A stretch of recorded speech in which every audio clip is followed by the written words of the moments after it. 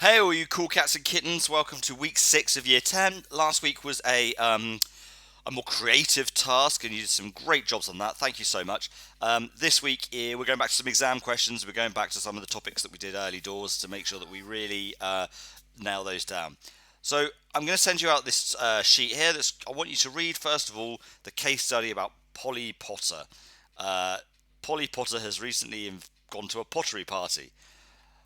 Yeah, lots of Polly Potter pottery party. And she's looking at setting up a business. Now, we've got a load of questions down here. We've got to identify the break-even level of output. So that's when, I don't want to scroll up and tell you the answer, but I'll give you a clue here. That's where our revenue is the same as our costs.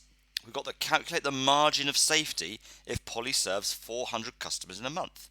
Well, our margin of safety is the difference between our break-even level and the level we're serving. So we know the level we're serving, which is 400. So if you've got question 1A right, you know what the other part of this is, and you can calculate the difference between those two numbers. We've got outline one benefit to Polly of having a high margin of safety. Well, if you are selling 400 items a month and you only need to sell 50 to break even, you've got quite a high margin of safety. That isn't the answer, by the way.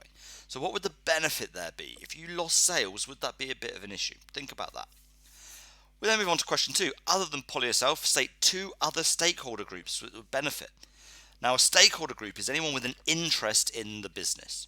So at the Emmbrook School, we've got quite a few stakeholder groups. You are a stakeholder group. The students are interested in what happens there. Teachers are interested in what happens. We are stakeholders. Parents are.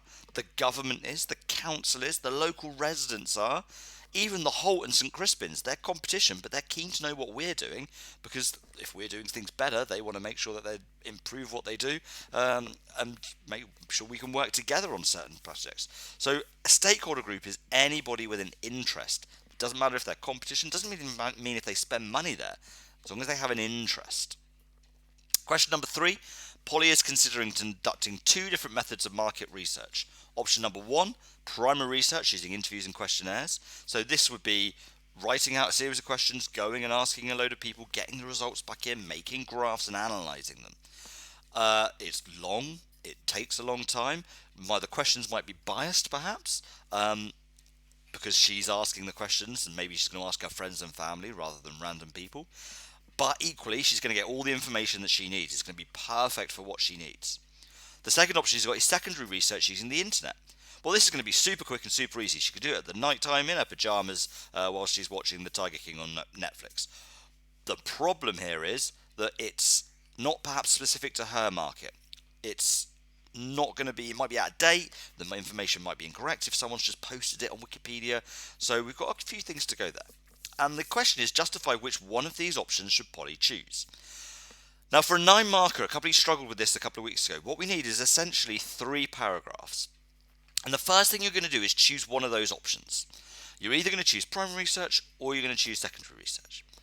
If you choose primary research, I want you to tell me why primary research is good, why primary research is bad, and then tell me whether she should do it or not. And secondly, if you chose secondary research, it's why secondary research is good, why secondary research is bad, and then tell me should she do it or not, which should she choose. So you only choose one of them and look at either side. We had a few people in the last 9 marker who told me kind of the benefit of option 1 and the disadvantages of option 2. And that's a really cheeky politician's move there, because it's not a real comparison. You can't take the positives of one thing and compare it against the negatives of the other. You should just compare the positives. So to remove all the ambiguity, the exam board is saying, do you know what, choose one of the options and look at both sides of that one option. Okay, so you have got a little bit of a choice of which one you feel more comfortable at. Have a go at them. You got quite a few of one and 2 markers there, and then the kind of more essay style question at the end. Just give it a go. If you are struck, please email me or Miss Horn and we'll absolutely help you out. Alright, I hope you're keeping well. Big fan of your work. Boris hinted yesterday that might see our exam classes for a bit by the end of this year, so hey, maybe I'll be seeing you soon. I can't wait. Alright, big fan of your work. Bye.